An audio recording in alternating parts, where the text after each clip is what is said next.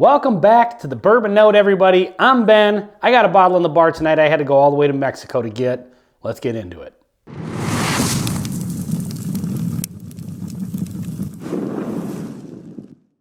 So on the bar tonight, I've got BAM. This is Jack Daniel's Tennessee Travelers Sweet and Oaky. So this one is one I'm extremely excited about. You may have seen in some other videos that I've done if you watch this channel regularly, I am a very, very big fan of the Jack Daniel's Tennessee Travelers Rye. And first and foremost, I should probably clarify, Tennessee Travelers, not to be confused with Jack Daniel's Tennessee Tasters, which is a distillery-only release to the best of my knowledge. The Sweet and Oaky Tennessee Traveler and the Bold and Spicy Rye, looks like this. Tennessee Travelers, those are duty-free, and I don't even think that they're duty-free like military-based duty-free. I think it's international travelers only, hence the name Tennessee Travelers.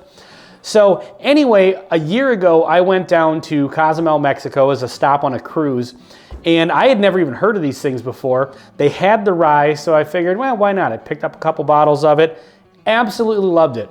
At the time that I bought the bottle, I hadn't really seen much I'd never heard of it, but then I went and I looked on YouTube to try to find like some reviews and stuff like that. There was maybe one or two from a couple years ago, but not a lot of talk about these Tennessee Travelers.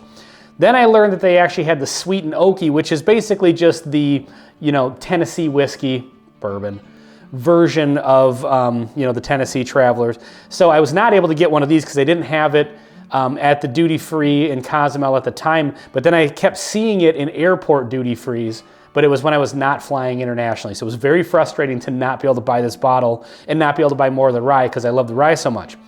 Anyway, a couple weeks ago, I was back down in Cozumel on a cruise stop, went in, they had both of them. I snagged like 3 bottles of each. So super excited about this one. It's new to me. I have actually drank a little bit of the bottle, so I do have some experience with it in the last couple weeks.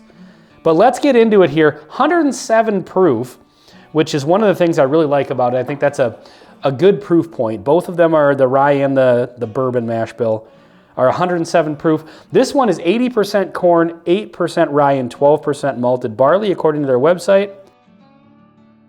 And that's about all the details I have on it. Up front, caramel and vanilla all day.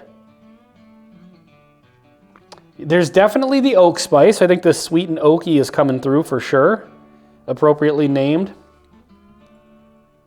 Maybe like a little bit of a graham cracker note, which is nice. Yeah, it's kind of like caramel, vanilla, graham cracker. I haven't had a graham cracker note on a bourbon in a while. I would say it's more sweet than oaky though, up front on the nose. Let's get into the palate, see what happens. Cheers.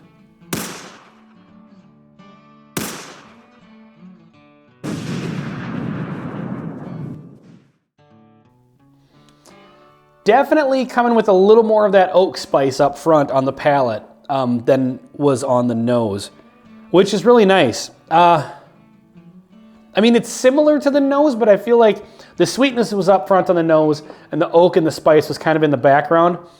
On that first sip, the oak and the spice note kind of came out in front and then kind of gave way to those nice sweet vanillas and caramels. That graham cracker is there.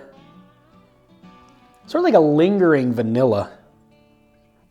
Really, really good on the first sip. Already a fan of this one. I think the 107 proof, it almost drinks a little bit less than that, but not in a bad way. It drinks slightly less than that in the sense that it's very approachable. Like if you're a person who's maybe a little more comfortable around the upper 90s, maybe 100 proof point, I don't think this one's gonna be too much for you at all. Let's go in for another sip here.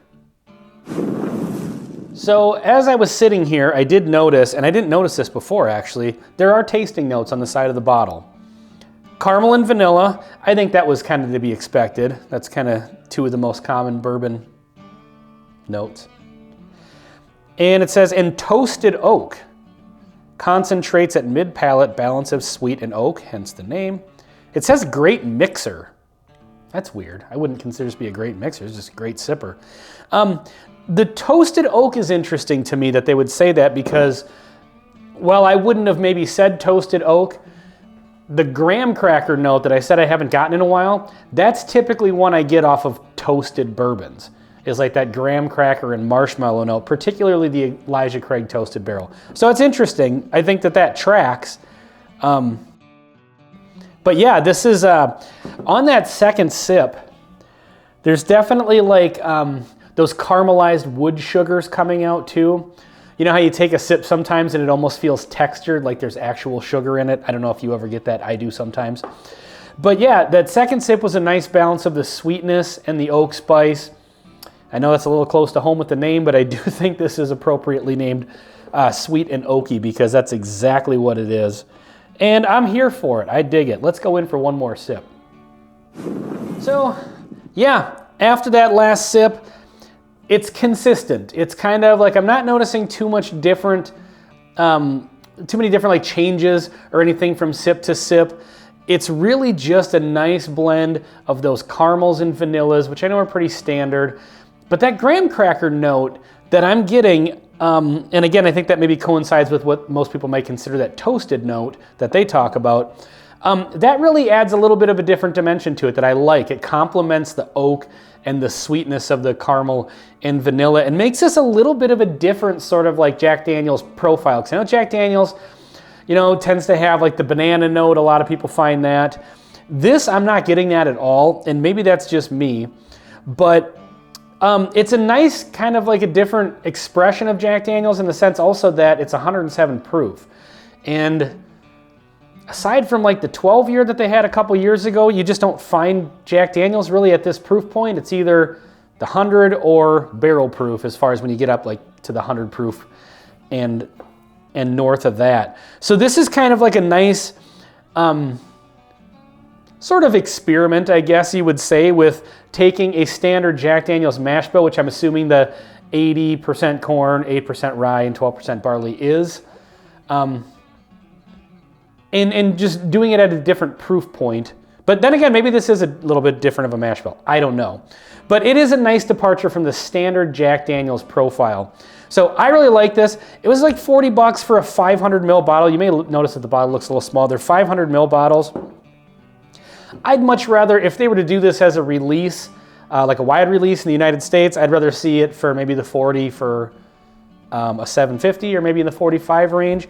But it is really good. I would definitely recommend picking one of these up. And I have talked about the rye so many times on this channel, but if you've never seen any of those videos or live streams, I will mention the rye is absolutely excellent. I think this is really, really good.